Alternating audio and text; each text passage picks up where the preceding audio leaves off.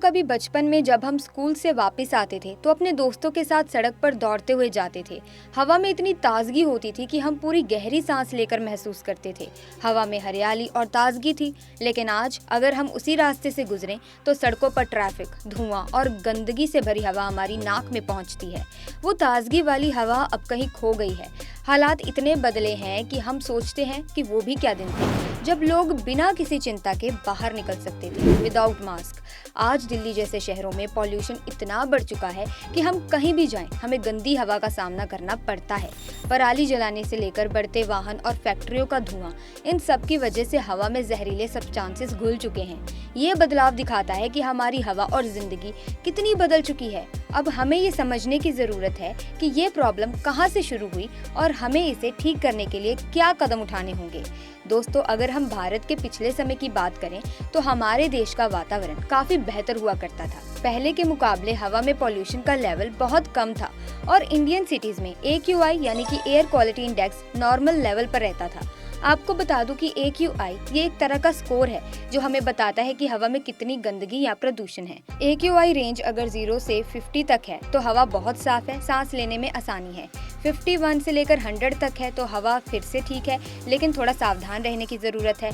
101 से लेकर 200 तक है तो हवा गंदी हो रही है और स्वास्थ्य के लिए हानिकारक हो सकती है।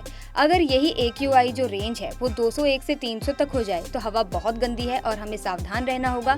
अगर यही AQI लेवल 301 से लेकर 500 की रेंज में हो जाता है तो हवा बहुत ही ज्यादा खराब हो चुकी है, बाहर जाने में भी खतरा हो सकता है। Back to the topic. 90s में दिल्ली जैसे शहरों में हवा की क्वालिटी काफी साफ और ताजगी से भरी हुआ करती थी। उस समय AQI का लेवल नॉर्मली 50 से 80 के बीच रहता था, जो कि एक हेल्दी एंड सेफ लेवल माना जाता था। लेकिन अब अगर हम प्रेजेंट टाइम की बात करें तो सिचुएशन बहुत बदल चुकी है। आजकल दिल्ली और कई बड़े शहरों में AQI का लेवल बहुत खराब हो चुका है। दिल्ली में इस समय एयर क्वालिटी इंडेक्स कई बार 400 के पार चला जाता है, जो कि मोस्ट डेंजरस लेवल के अंदर आता है। ये पॉल्यूशन हमारे हेल्थ के लिए गंभीर खतरा पैदा करता है। दिल्ली में 3 नवंबर 2024 को AQI 382 दर्ज किया गया, जो बेहद खराब कैटेगरी में आता है। ये देश में एयर क्वालिटी का सबसे खराब लेवल था। According to the data of Central Pollution Control Board, चिंता की बात यह है कि दिल्ली के 40 में से 15 मॉनिटरिंग स्टेशंस में एयर क्वालिटी का लेवल 400 से ज्यादा रहा। पराली जलाना, खासकर पंजाब और हरियाणा में, दिल्ली में पॉल्यूशन का सबसे बड़ा कारण बन चुका है। जब किसान फसल के बाद पराली जलाते हैं तो जलते हुए धुएं में carbon monoxide, nitrogen oxides and suspended particulate matter जैसे हार्मफुल सब्सटेंसेस उड़ते हैं, जो हवा को खतरनाक बना देते हैं। पंजाब और हरियाणा में पराली जलाने को कंट्रोल करने के लिए सरकार ने कई प्रयास किए हैं। केंद्र सरकार के क्रॉप रेसिड्यू मैनेजमेंट स्कीम के तहत पंजाब, हरियाणा और NCR के कई स्टेट्स को करीब 3,333 करोड़ रुपए का फंड जारी किया गया है। इस फंड का इस्तेमाल किसानों को मशीनों जैसे कि बायो डिकम्पोजर और बेलिंग मशीनों की सब्सिडी देने के लिए किया जा रहा है, ताकि पराली को जलाने की बजाय दूसरे तरीके से इन्हें नष्ट किया जा सके। अकॉर्डिंग टू गवर्नमेंट डेटा, 2023 में पंजाब और हरियाणा में पराली जलाने की घटनाओं में 56.6% और 39.7% की कमी आई है। पंजाब में 45 दिनों के अंदर 5,254 घटनाएं दर्ज की गई, जो पिछले साल की इसी अवधि में 12,112 थी, जबकि हरियाणा में 1,094 घटनाएं दर्ज की गईं, जो 2022 की तुलना में लगभग 40% कम है। इन आंकड़ों से ये पता चलता है कि गवर्नमेंट एफर्ट्स का असर तो हुआ है, लेकिन अब भी कई जिलों में पराली जलाने की घटनाएं हो रही हैं, जिनमें पंजाब के अमृतसर, तरनतारन और पटियाला और हरियाणा के फतेहाबाद, कैथल और अंबाला मेन हैं। अब देखा जाए तो यही एक अकेला रीजन नहीं है एयर पॉल्यूशन का। पराली जलाने के अलावा भी दिल्ली और कई शहरों में एयर पॉल्यूशन बढ़ा हुआ ही रहता है। हालांकि पराली का योगदान मौसमी है, खासकर अक्टूबर-नवंबर के दौरान। बाकी साल भी एयर पॉल्यूशन के कई कारण होते हैं। दिल्ली और बाकी बड़े शहरों में पॉल्यूशन कई चीजों से बढ़ रहा है। सबसे पहला कारण है गाड़ियों का धुआं। दिल्ली जैसी जगहों पर गाड़ियों की संख्या बहुत ज्यादा है और ये हर रोज धुआं छोड़ती हैं। इस धुएं में कार्बन मोनोऑक्साइड और नाइट्रोजन ऑक्साइड जैसी चीजें होती हैं, जो हवा को खराब कर देती हैं और AQI को बिगाड़ देती हैं। इससे सांस लेने में भी दिक्कत होती है। फिर आते हैं कारखाने और फैक्ट्रियां। दिल्ली और इसके आसपास बहुत से thermal power plants, construction sites और उद्योग लगे हुए हैं, जो लगातार हानिकारक गैसें छोड़ते रहते हैं। इनके चलते हवा में धूल और दूसरे टिनी पार्टिकल्स मिल जाते हैं, जिनसे पॉल्यूशन और भी बढ़ जाता है। अब बात करें धूल की। दिल्ली में सड़कों पर भीड़भाड़ बहुत होती है और जहां बहुत कंस्ट्रक्शन का काम भी चलता रहता है। इससे हवा में धूल और मिट्टी के कण उड़ते रहते हैं जो हमारे लंग्स के लिए बहुत ही ज्यादा खतरनाक साबित हो सकते हैं। सर्दियों में प्रॉब्लम और भी बढ़ जाती है क्योंकि ठंड में हवा स्लो हो जाती है, धीमी हो जाती है। ठंडा मौसम हवा को साफ करने में मुश्किल पैदा करता है, इसीलिए पॉल्यूशन हवा में रुका रहता है। दिल्ली का लोकेशन भी ऐसा है कि यहाँ से पॉल्यूशन जल्दी नहीं निकल पाता और आखिरी में सर्दियों में कचरा जलाने की वजह से भी हवा और खराब हो जाती है। लोग जगह जगह कचरा जलाते हैं जिससे धुआं और हानिकारक गैसें निकलती हैं और ये हवा को और भी गंदा बना देती है। इन सब रीजन से एयर पॉल्यूशन रहता है। सिर्फ पराली जलाने का सीजन खत्म होने पर भी दिल्ली का पॉल्यूशन पूरी तरह से कम नहीं होता। पॉल्यूशन को कंट्रोल करने के लिए हर सोर्स पर ध्यान देने की जरूरत है ताकि हम साफ सुथरी हवा में सांस ले सकें। दोस्तों, ये बदलाव हमारे जीवन में भारी असर डाल रहा है। पहले जहां हम बिना किसी चिंता के ताजगी से भरी हवा में सांस लेते थे, वहीं अब हवा में घुले जहर से हमारी हेल्थ खतरे में है। व्हीकल्स, इंडस्ट्री, पराली जलाने का प्रोसेस इस पॉल्यूशन को और बढ़ा रहा है। एयर पॉल्यूशन का हेल्थ पर गहरा असर पड़ता है जो लंग्स से जुड़ी प्रॉब्लम्स, अस्थमा, हार्ट डिसीजेस और यहाँ तक कि मेंटल हेल्थ पर भी असर डालता है।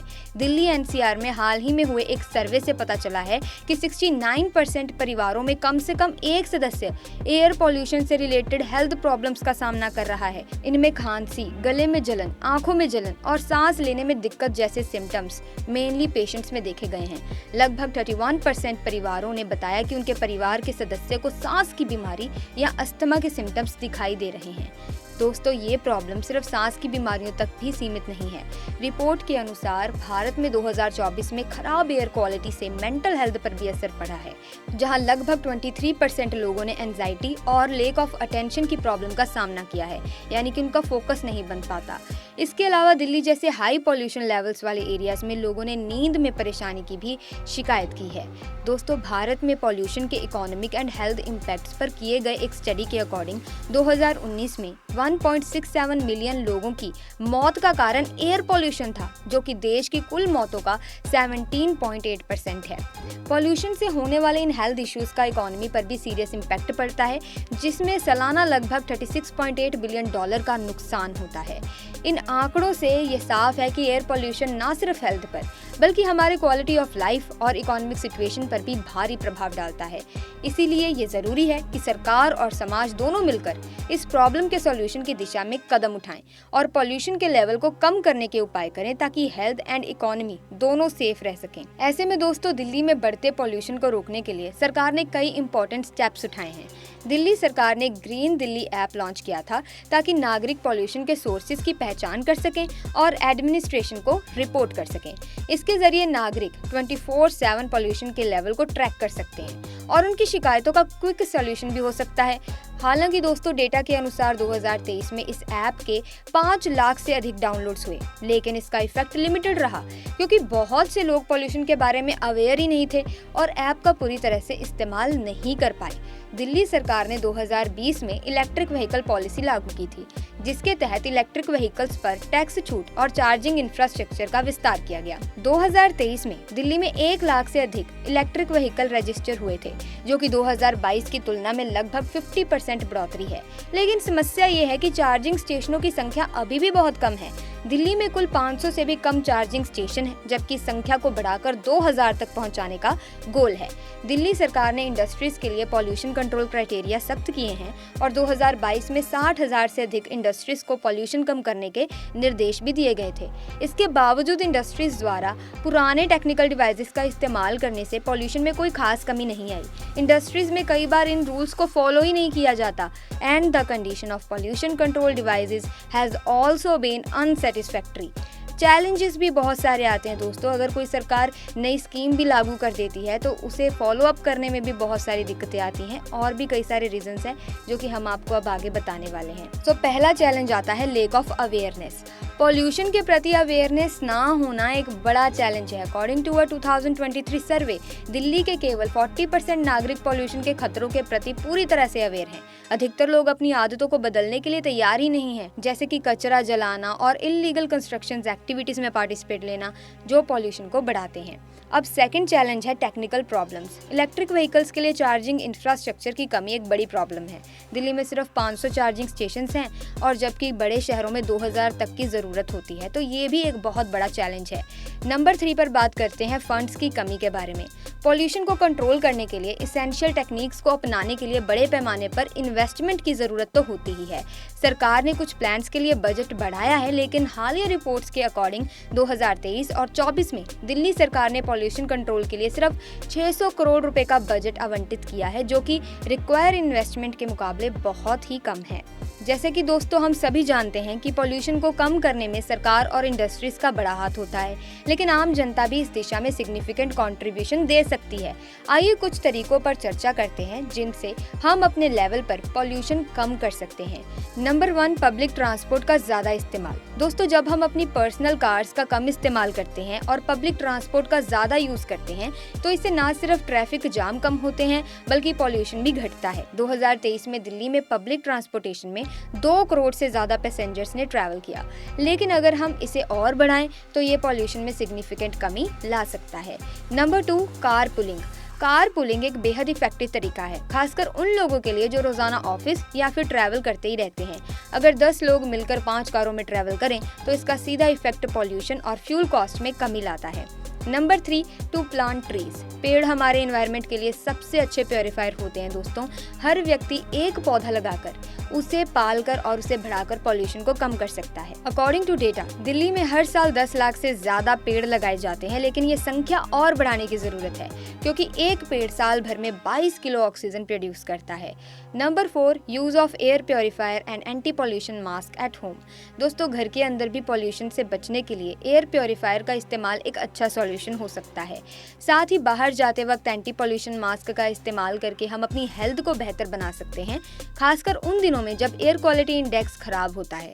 2023 में दिल्ली में 25% से अधिक लोग ऐसे ही मास्क का इस्तेमाल कर रहे थे जो पॉल्यूशन से बचने में मददगार साबित होते हैं, और 2024 में भी कुछ ऐसा ही हाल देखने को मिल रहा है। दिल्ली ने 300 नए पार्क्स बनाने का लक्ष्य रखा है, लेकिन इन पार्क्स की संख्या को और बढ़ाना होगा ताकि पॉल्यूशन को इफेक्टिवली कंट्रोल किया जा सके। Taking steps towards sustainable agriculture.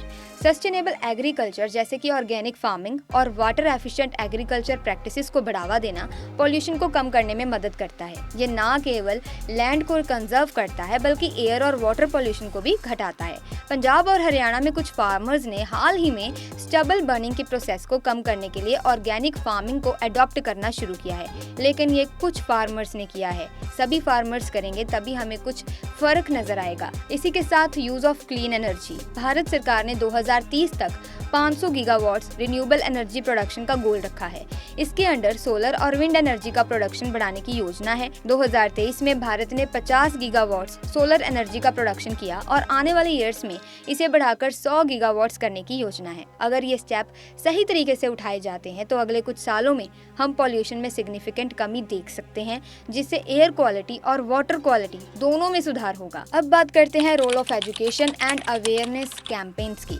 Pollution से निपटने में सिर्फ गवर्नमेंट एफर्ट्स ही नहीं बल्कि एजुकेशन और अवेयरनेस कैंपेन्स का भी सिग्निफिकेंट कंट्रीब्यूशन है। अगर हम बच्चों और यूथ से लेकर सभी सिटीजन्स तक पॉल्यूशन के डेंजर के बारे में सही इन्फॉर्मेशन पहुंचाएं तो इसका असर पॉजिटिवली पॉल्यूशन की रेट को कम करने में दिखेगा। इसी के साथ बच्चों और यूथ को एनवायरमेंटल कंजर्वेशन के इम्पोर्टेंस के बारे में स्कूल और कॉलेजेस में पढ़ाया जा सकता है। 2023 में भारत सरकार ने स्वच्छ भारत अभियान के तहत देश भर के स्कूल्स में बच्चों को पॉल्यूशन, प्लास्टिक वेस्ट और इन्वायरमेंट के बारे में इन्फॉर्मेशन दी। इसके अलावा कई स्कूल्स ने ग्रीन क्लब्स बनाए हैं जहां बच्चे प्लांट्स की देखभाल करते हैं और अपने कम्युनिटी में क्लीनिंग कैंपेन्स में हिस्सा लेते हैं। इस तरह के छोटे छोटे स्टेप्स बच्चों को पॉल्यूशन की समस्या समझने और इससे बचने के तरीके सिखाने में मदद करते हैं। पब्लिक कैंपेन्स यानी अवेयरनेस कैंपेन्स पॉल्यूशन के खिलाफ एक अहम स्टेप है। दिल्ली गवर्नमेंट और कई एनजीओ द्वारा आयोजित किए गए पॉल्यूशन विरोधी कैंपेन्स में सिटीजन्स को जानकारी दी जाती है कि किस तरह से वे अपने रोजमर्रा के लाइफ में छोटे छोटे स्टेप्स उठा उठा सकते हैं, जैसे कि सिगरेट ना फेंकना, खुले में वेस्ट ना जलाना और पब्लिक ट्रांसपोर्ट को अधिक यूज करना। 2023 में दिल्ली केयर कैंपेन ने 10 लाख से अधिक लोगों को पॉल्यूशन के बारे में अवेयर किया।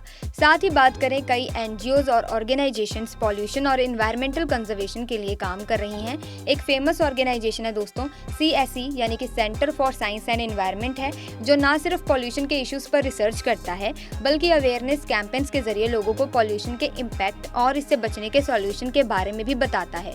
इसके अलावा ग्रीन पीस इंडिया जैसे ऑर्गेनाइजेशंस भी लगातार पॉल्यूशन को कम करने के लिए कैंपेन्स चला रहे हैं और गवर्नमेंट से पॉल्यूशन कंट्रोल के लिए स्ट्रिक्ट पॉलिसीज अडॉप्ट करने की डिमांड कर रहे हैं।